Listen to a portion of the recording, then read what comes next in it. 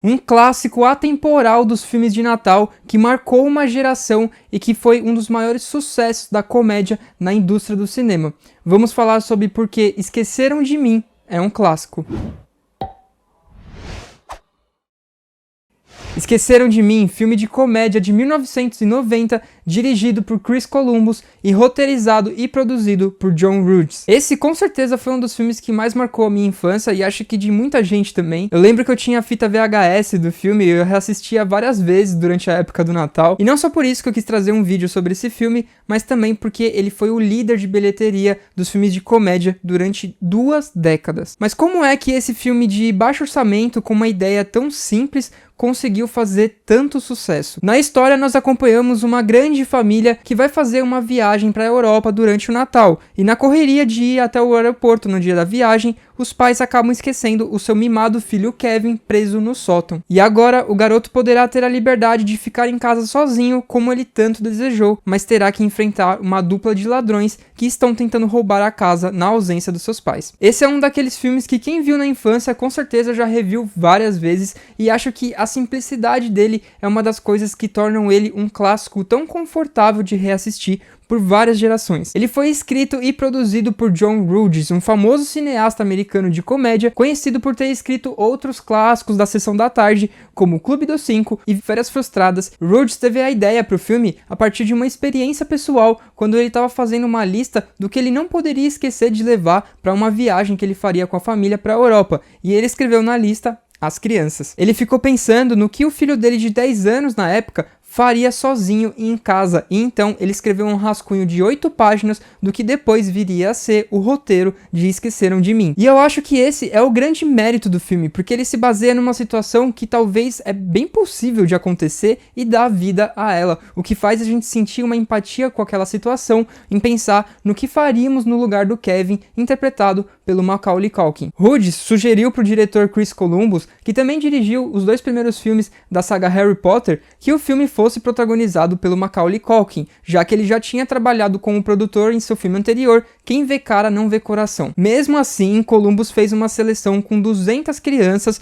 o que ele disse que seria sua responsabilidade como diretor, mas no fim decidiu que Culkin era realmente o ator certo para o papel. E que sorte, já no início da carreira tão jovem, fazer o papel como protagonista em um filme que deu tanto dinheiro para ele, não é? Talvez não, mas eu já vou chegar lá. Inicialmente, Esqueceram de Mim seria produzido pela Warner Bros., onde Hughes recebeu o orçamento de 10 milhões de dólares para produzir o filme, o que era considerado bem abaixo da média para a época. Eles estavam com medo de que o valor pudesse não ser suficiente para produzir a ideia, e no processo, Hughes procurou secretamente a Fox com o roteiro do filme antes das filmagens começarem, o que legalmente, por motivos contratuais, ele não poderia fazer. O orçamento do filme estourou em mais de 4 milhões de dólares e a Warner Bros. Exigiu que eles deveriam fazer corte de custo na produção. Os produtores responderam que não seria possível fazer nenhum corte e no dia seguinte a Warner cancelou o projeto, mas como eles já tinham uma carta na manga, isso permitiu que a Fox salvasse o filme tomando conta do projeto, que no final custou 18 milhões de dólares. Uma das coisas mais marcantes no Esqueceram de Mim, com certeza, é a casa onde se passa o filme. Essa casa fica numa vila nos Estados Unidos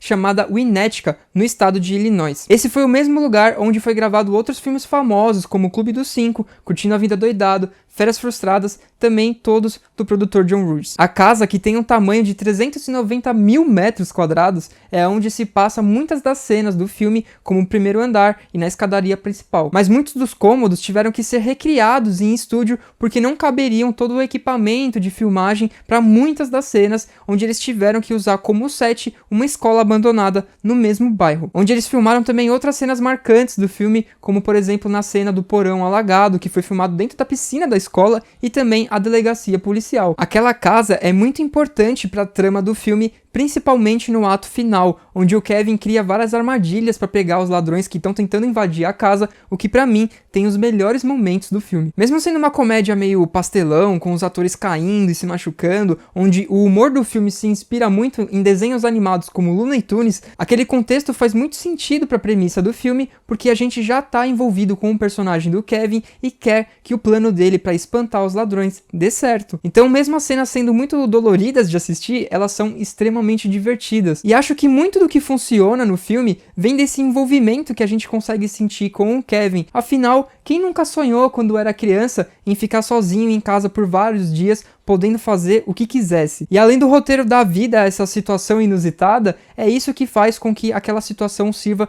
de desenvolvimento pro personagem principal. Apesar dele ser mimado no começo e a gente ficar até com um pouco de raiva do Kevin, durante a jornada do filme, todos aqueles obstáculos que ele vai enfrentando vão servindo pro desenvolvimento do personagem, que passa a ter uma visão diferente sobre a sua família. É o famoso depois que a gente perde, a gente dá valor. E uma curiosidade sobre uma coisa que é muito importante pro desenvolvimento do Kevin é que o diretor Columbus fez uma alteração no roteiro sem ser acreditado depois, em que ele incluiu o personagem do Marley, o vizinho que salva o Kevin dos ladrões, que segundo o diretor, serviu para adicionar uma profundidade mais séria e emocional com a história. E funcionou muito bem, porque talvez Esqueceram de Mim não teria o mesmo impacto se a gente não tivesse aquela cena com o Kevin conversando com o Marley dentro da igreja e não tivéssemos aquela reflexão sobre conflitos familiares, já que a família é uma parte tradicionalmente importante do Natal. Eu lembro que quando eu era criança, esse desfecho do filme pra mim tinha uma mensagem também sobre preconceito, mesmo o filme não tendo nenhum ator negro,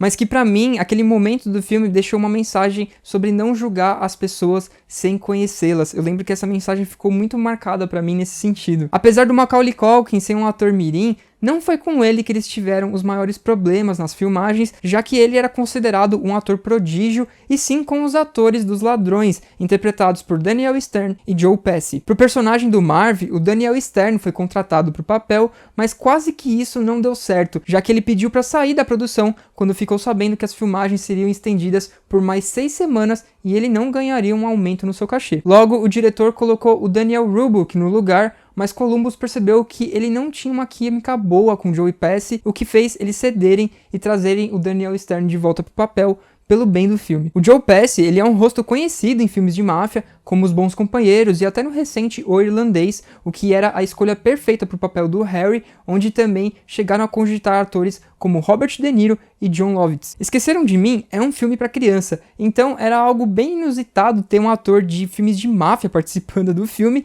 que era muito conhecido por falar muitos palavrões nos filmes do Scorsese. Como o Pesci não era acostumado com filmes de comédia, ele se sentiu um pouco incomodado com as falas no roteiro, que ele achavam terem a qualidade fora do seu nível de atuação. Os atores também tiveram alguns problemas nas cenas onde os ladrões se machucavam. Eles se sentiram muito desconfortáveis com a presença do Macaulay Culkin no set, e por isso o único xingamento que a gente vê no filme acontece na cena onde o Marv se machuca ao tentar entrar pela janela da casa. Todas essas situações engraçadas e o sucesso financeiro do filme criaram uma fórmula que depois trouxe mais 3 continuações de Esqueceram de Mim, onde a que mais teve sucesso foi o segundo filme, Perdido em Nova York, que eu vou deixar pra falar mais no próximo vídeo. Mesmo Esqueceram de Mim não tendo ido tão bem com a crítica no início, especialmente com Roger Ebert, ele foi um sucesso absurdo tanto no cinema quanto no home video. O filme fez mais de 470 milhões de dólares em bilheteria e ficou no top 1 dos filmes em cartaz no cinema durante 12 semanas, se tornando na época o terceiro filme com a melhor bilheteria mundial de todos os tempos,